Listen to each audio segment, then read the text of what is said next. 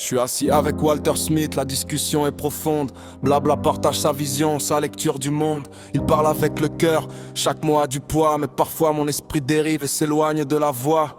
Il me pose une question, je demande de répéter. Pas parce que je m'en fiche, mais parce que j'étais dispersé. Dans ma tête, 1000 pensées qui cherchent leur direction. Et ça crée des malentendus dans la communication. Je vois leur regard changer, je comprends leur impression. Comme si je refusais l'échange ou la conversation. Pourtant j'ai du respect pour tout ce qu'ils veulent transmettre. Mais mon manque d'attention me joue souvent des traîtres. J'apprends de mes erreurs, j'essaie d'ouvrir les yeux. La sagesse est devant moi, mais parfois je regarde ailleurs un peu. Walter Smith et blabla m'enseignent sans le savoir que l'écoute est une richesse plus grande que le pouvoir. J'apprends de mes erreurs, même quand ça fait mal. Les leçons les plus simples sont parfois fondamentales. Chaque mot qu'on me confie mérite toute mon attention, car comprendre les autres demande plus qu'une réaction.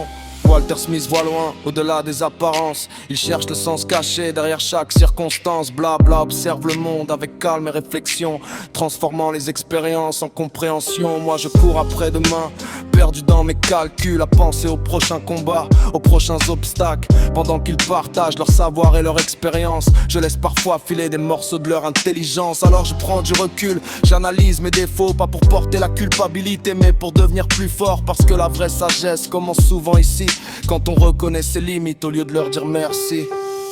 L'attention n'est pas seulement entendre les mots, c'est accueillir la personne, comprendre son écho.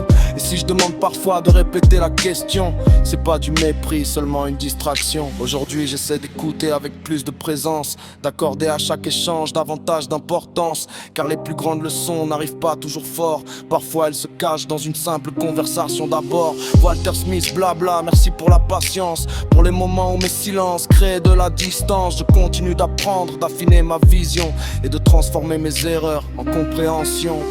Les sages ne sont pas ceux qui parlent le plus fort, mais ceux qui savent écouter quand la vérité sort. Alors je garde cette leçon gravée dans ma mémoire. Être présent pour les autres, c'est déjà une victoire.